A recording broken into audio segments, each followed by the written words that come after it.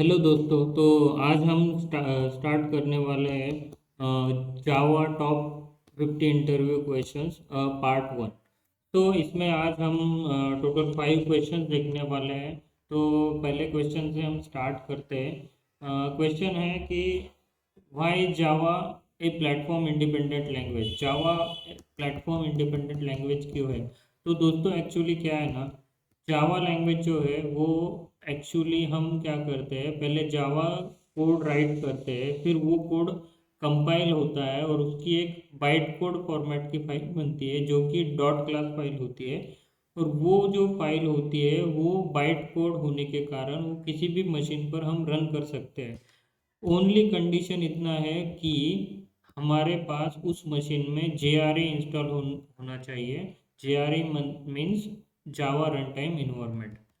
तो अभी आपको मैं एक एग्जांपल भी दिखाता हूँ। तो यहाँ पर हम देख सकते हैं, ये एक मैंने क्लास बनाया है जिसका नाम है माई क्लास, और उसमें मैंने उसकी बॉडी स्ट्रक्चर डिफाइन किया है।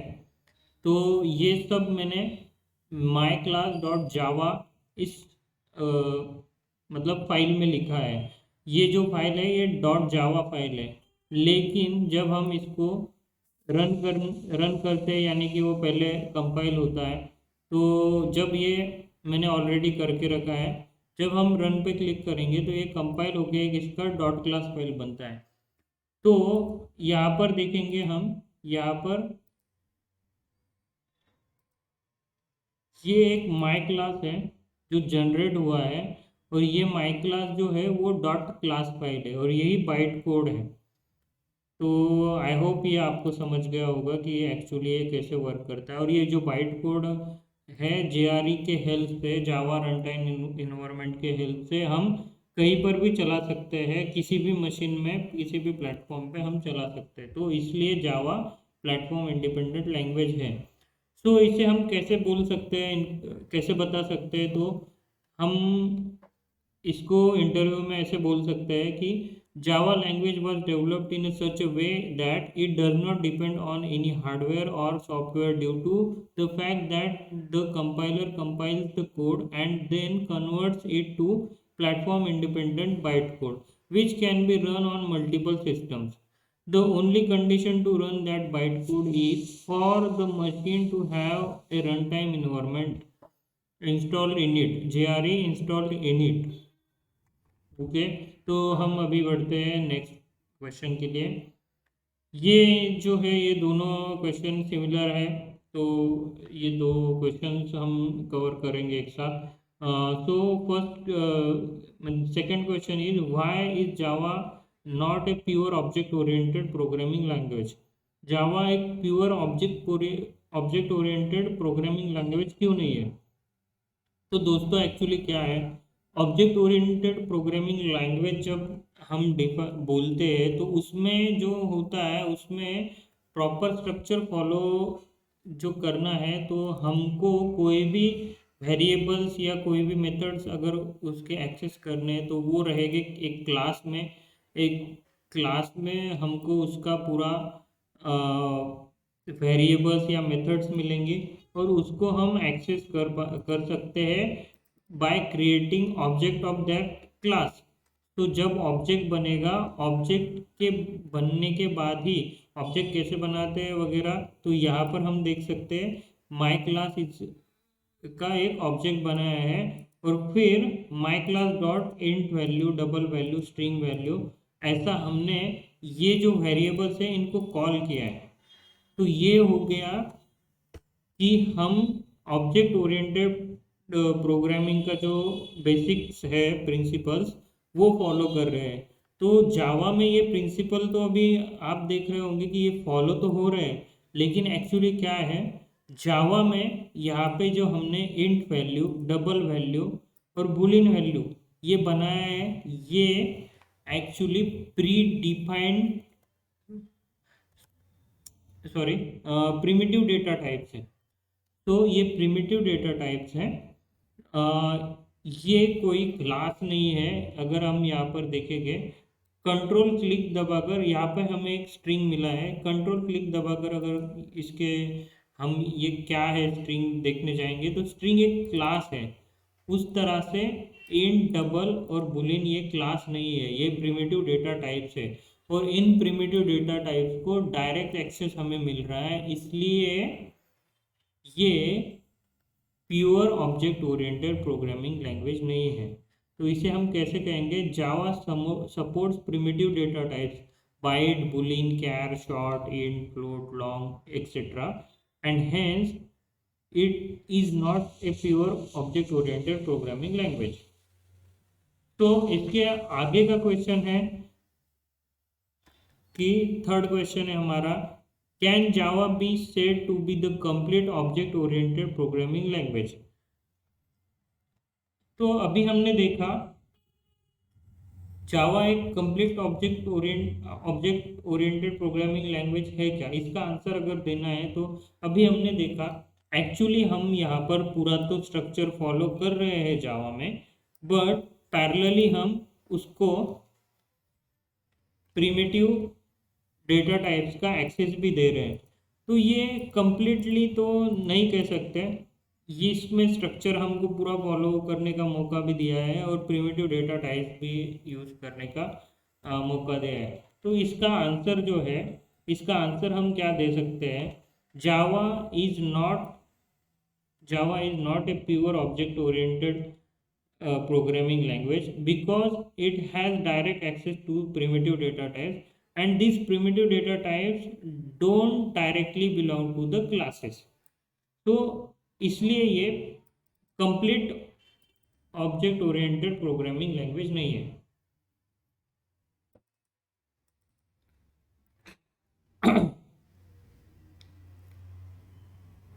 आई होप आपको समझ ये इसका जो एक्सप्लेनेशन था समझ आया होगा। अभी हम बढ़ते हैं नेक्स्ट क्वेश्चन की ओर, और नेक्स्ट क्वेश्चन है हमारा, difference between heap and stack memory in Java and how Java utilizes this. Okay, तो मेमोरी जावा, जब हम जावा में कोडिंग करते हैं और जावा प्रोग्राम रन करते हैं तो उसके लिए दो मेमोरीज अलोकेट होते हैं, एक स्टैक और एक heap memory. Stack memory actually क्या होता है, अगर हम एकदम सिंपल वर्ड्स में कहें तो जो हमने कोडिंग लिखा है, जो क्लासेस लिखा है, उसका जो क्लासेस के वेरिएबल्स एंड ऑल थिंग्स है उनको कहाँ पे स्टोर करेंगे, तो उसके लिए एक स्पेसिफिक मेमोरी दिया जाता है, वो होता है स्टैक मेमोरी। और जब उन वेरिएबल्स में, उन क्लासेस के ऑब्जेक्ट्स में वैल्यू स्टोर करने की बात आती है, तो तब वो वैल्यूज़ कहाँ स्टोर होते हैं, तो वो होते हैं हीप मेमोरी में। मैं आपको एक डायग्राम दिखाता हूँ। तो यहाँ पर हम देख सकते हैं, पहले एक क्लास देख लेते हैं। ये एक क्लास बनाया है, क्लास मेन। तो इसमें क्या है ना, इसमें हमने दो मतलब एक मेथड बनाई है, प्रिंट एरे, और एक मेन मेथड है। तो ये प्रिंट एरे क्या कर रहा है, ये एक कोई भी एरे एक्सेप्ट कर रहा है और उस एरे को फॉर लूप लगा के उसके एक एक एलिमेंट को प्रिंट कर रहा है। अभी ये एरे क्या होता है, एरे जो होता है मतलब बंच ऑफ ऑब्जेक्ट्स, ऐसा समझ लीजिए एक पैकेट में एक साथ मल्टीपल ऑब्जेक्ट्स रखे हैं और ये फॉर लूप क्या करता है, वो उसको एक एक को निकाल के उसकी वैल्यू प्रिंट करता है। तो आप फिलहाल के लिए, अगर आप में से किसी को एरे कंसेप्ट क्लियर नहीं होगा तो आप ऐसे समझ लीजिए। सो और ये मेन मेथड है। एक्चुअली जावा प्रोग्रामिंग जो है वो स्टार्ट कहाँ से होती है, जो मेन मेथड है उसी से स्टार्ट होती है, ये वाली मेन मेथड। तो वो मेन मेथड क्यों यहाँ पे कॉल किया है हमने क्लास में, to call this print array method, और उसमें हमने एक एरे भेजा है, करेक्ट, और वो प्रिंट होगा। अभी इसमें वेरिएबल क्या है, इसमें वेरिएबल फॉर दिस क्लास, हमको ये मेथड भी एक वेरिएबल ही है, मीन्स ये मेथड है बट इसको मेमोरी लगेगी। इसके बाद इसमें आता है ये एरे, जो इस मेथड में लोकल वेरिएबल है, ये मीन्स आप समझ लीजिए कि वेरिएबल है। तो ये हो गया। अभी ये चीज़ें क्या है, यहाँ पर देखिए मेन मेथड में एक एरे है, प्रिंट एरे में मतलब इसमें हमको यहाँ पे एक एरे है और यहाँ ये भी है। फॉर लूप में हमने इंट भी एक आई नेम से भी एक वेरिएबल बनाया है। तो ये प्रिंट एरे में आई और एरे मिला हमें, और यहाँ पे जो है मेन मेथड में एरे एक वेरिएबल बनाया है वो। तो ये सारे जो स्टोर हो रहे हैं यहाँ पर देखिए, ये हो रहे हैं स्टैक मेमोरी में। लेकिन अभी इस आई में जब वैल्यू आएगी, इसमें जो वैल्यू स्टोर होगी वो वैल्यू कहाँ रहेगी, वो वैल्यू रहेगी हिप मेमोरी में। तो वैल्यूज रहेगी हिप मेमोरी में और उसके जो रेफरेंस है वो रहेंगे स्टैक मेमोरी में। ये एक्चुअली स्टैक और हिप मेमोरी का डिफ्रेंशिएशन है।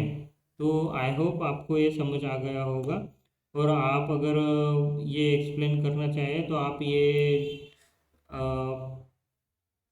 इस हिसाब से एक्सप्लेन कर सकते हैं। मैं आपको ये रीड करके भी एक बार दिखाता हूँ। Stack memory is the portion of memory that was assigned to every individual program and it was fixed. On other hand, heap memory is the portion that was not allocated to the Java program but it will be available for use by the Java program when it is required, mostly during the runtime of the program.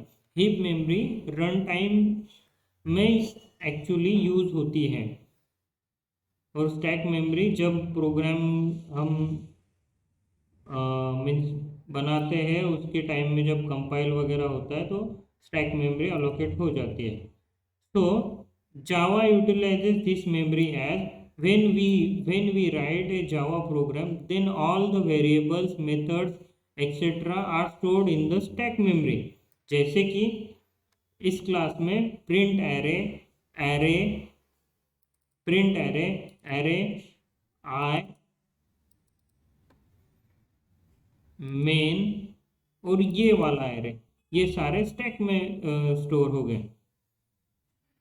And when we create any object in the Java program, then that object was created in the heap memory and it was referenced from the stack memory।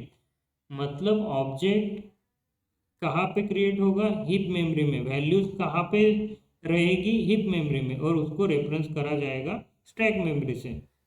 ये सब logic है। I hope आपको ये question का explanation समझ आया होगा, और हिप और स्टैक मेमोरी में क्या डिफरेंस है वो भी आपको समझ आया होगा। ओके, तो बढ़ते हैं नेक्स्ट क्वेश्चन के लिए।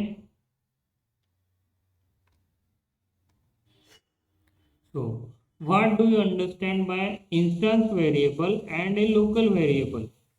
तो instance variable and local variable में क्या मतलब आप अंडरस्टैंड क्या करते हो, मीन्स इनका पूछना है कि इनमें क्या डिफरेंस है, आपको क्या अंडरस्टैंडिंग है इस चीज़ की। तो इंस्टेंस वेरिएबल क्या होता है, इंस्टेंस वेरिएबल वो होता है जो हम क्लास लेवल पर डिफाइन करते हैं, और लोकल वेरिएबल क्या होता है, लोकल वेरिएबल जब क्लास में हमारे पास मेथड हो सकते हैं, मेथड में हमारे पास कुछ इटरेटर्स हो सकते हैं जैसे कि फॉर लूप वगैरह। तो ऐसे कोई इटरेटर्स है, ब्लॉक्स है, मेथड्स है, और कोई कंस्ट्रक्टर है कंस्ट्रक्टर में। तो इन सारी जगहों पे जब वेरिएबल बनता है और उसका स्कोप लिमिटेड रहता है उसे कहते हैं लोकल वेरिएबल। और इंस्टेंस वेरिएबल जो रहता है वो पूरे क्लास के लिए यूज होने वाला रहता है। क्लास में कोई भी मेथड हो, कोई भी कंस्ट्रक्टर हो, उसको इंस्टेंस वेरिएबल का डायरेक्ट एक्सेस होता है। ये मैं आपको कोड में भी बताऊंगा, कोड में ये कैसे वर्क करता है। तो चलिए पहले कोड देख लेते हैं। तो यहाँ पर एक एग्जांपल है क्लास एथलेट, और क्लास के अंदर ही हमने यहाँ पर public string athlete name double and और मतलब ये तीन हमने बनाए हैं। ये हो गए हमारे क्लास के इंस्टेंस वेरिएबल। और अभी अगर हमको एग्जांपल देखना है लोकल वेरिएबल, तो यहाँ पर हमारे क्लास में एथलेट नाम की एक मेथड है जिसमें हमने फिर से ये तीन चीज़ें बनाई हैं।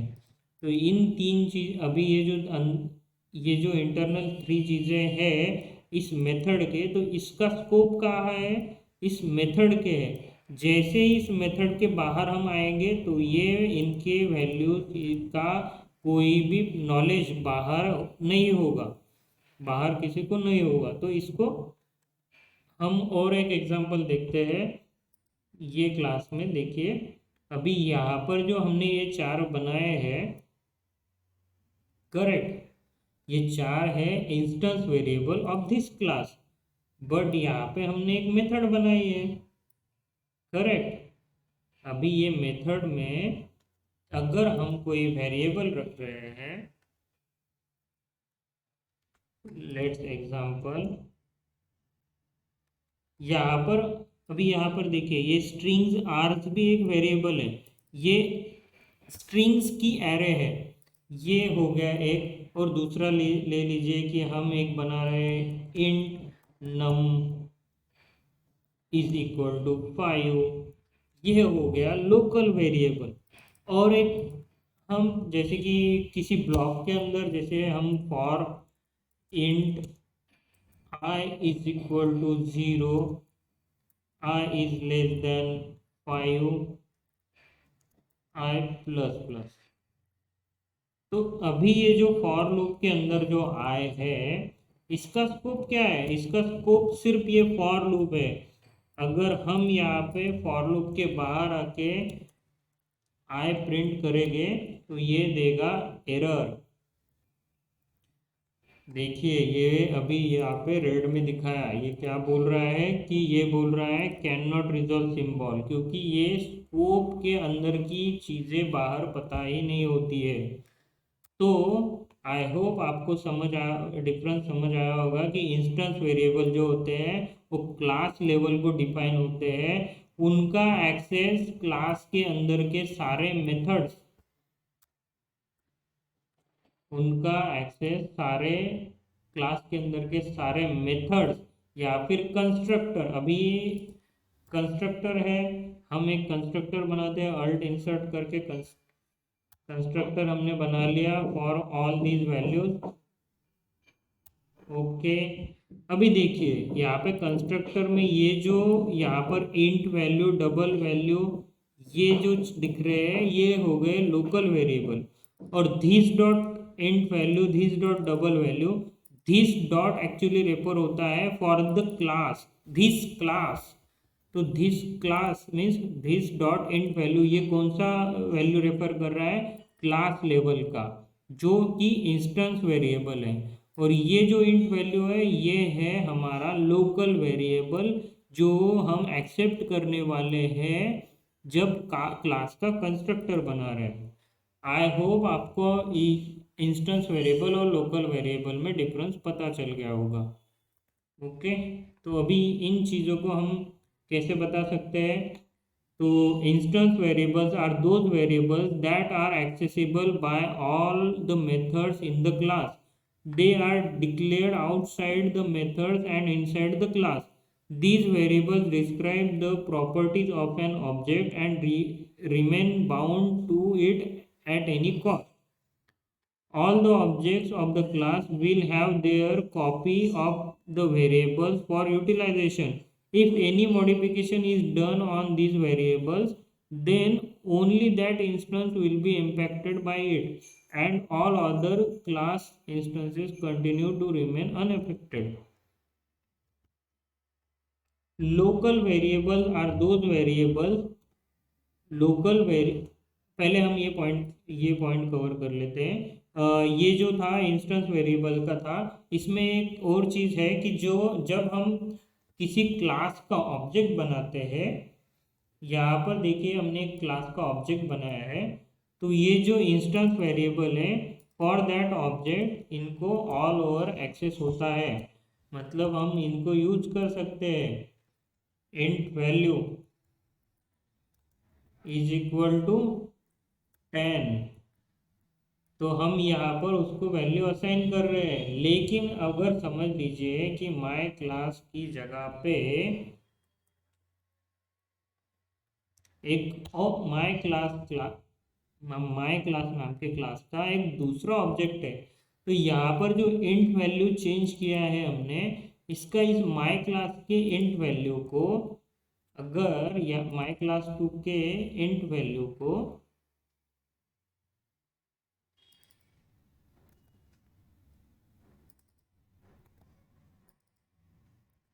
इंट वैल्यू पर कोई असर नहीं होगा, क्योंकि ये ऑब्जेक्ट दूसरा है। इसके ऑब्जेक्ट के स्कोप में ये जो चार वैल्यूज है वो अलग है, और दूसरे ऑब्जेक्ट के लिए ये फिर से अलग है। अभी हम यहाँ पर रन करके देख सकते हैं।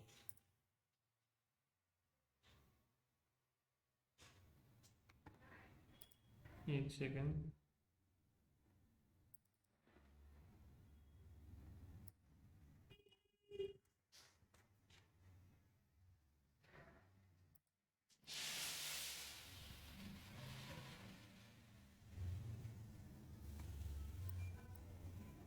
तो देखिए, ये पहले क्लास में हमने वैल्यू चेंज किया, और ये दूसरे क्लास में डिफॉल्ट वैल्यू गया फॉर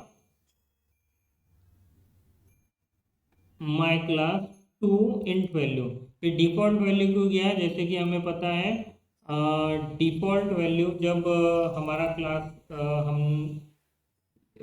मतलब जब हम क्लास क्लास बनाते हैं बट उसकी वैल्यूज इनिशियलाइज नहीं करते हैं, तो वो डिफ़ॉल्ट वैल्यूज लेता है। तो उसमें जैसे कि एंट की डिफ़ॉल्ट वैल्यू 0 आती है, डबल की 0.0 आती है, और बुलियन की हमेशा फॉल्स आती है। ऐसा वो पूरा एक स्ट्रक्चर है। तो यहाँ पर हम देख सकते हैं न्यूमेरिक टाइप्स अगर हो तो उनकी वैल्यू ये 0 बाइट के लिए 0, शॉर्ट के लिए 0, लॉन्ग के लिए 0 एल, फ्लोट के लिए 0.0 एफ, डबल के लिए 0.d, कैरेक्टर के लिए धिस, एंड बुलियन के लिए फॉल्स, ये वैल्यूज। और रेफरेंस ऑब्जेक्ट्स है जैसे कि स्ट्रिंग, एरे लिस्ट, मतलब क्लासेस है, तो उसके लिए नल रहता है।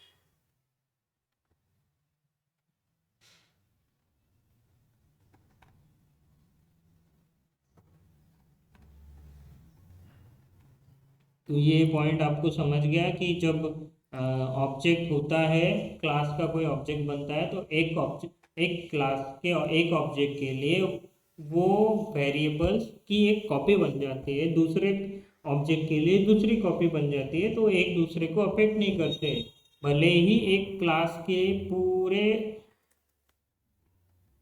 क्लास में हम उन इंस्टेंस वेरिएबल्स को यूज कर सकते हैं। ओके, तो अभी हमारा है local variable. Local variables are those variables present within a block, function और constructor and can be accessed only inside them. The utilization of the variable is restricted to the block scope. Whenever a local variable is declared inside a method, the other class methods don't have any knowledge about the local variable. मतलब कि उस method या block के बाहर के लोगों को means बाहर के चीज़ों को उसके बारे में कुछ नॉलेज नहीं होता है कि अंदर कौन सा लोकल वेरिएबल है। ये एक एग्जांपल है लोकल वेरिएबल और इंस्टेंस वेरिएबल्स का। तो जो एथलेट है, एथलेट के यहाँ पर जो है तो वो सारे इंस्टेंस वेरिएबल्स हैं। मेथड के अंदर हमें जो मिल रहे हैं वो लोकल वेरिएबल्स हैं, सॉरी कंस्ट्रक्टर के अंदर, और यहाँ पे मेथड के अंदर जो मिल रहा है वो भी लोकल वेरिएबल है। ओके, आई होप आपको समझ आया होगा, और ये जो 5 क्वेश्चन है उनका पूरा अंडरस्टैंडिंग आपको हुआ होगा, आपको ये इंटरव्यू में हेल्प करेगा। तो मिलते हैं नेक्स्ट वीडियो में। Thank you and like, share and subscribe.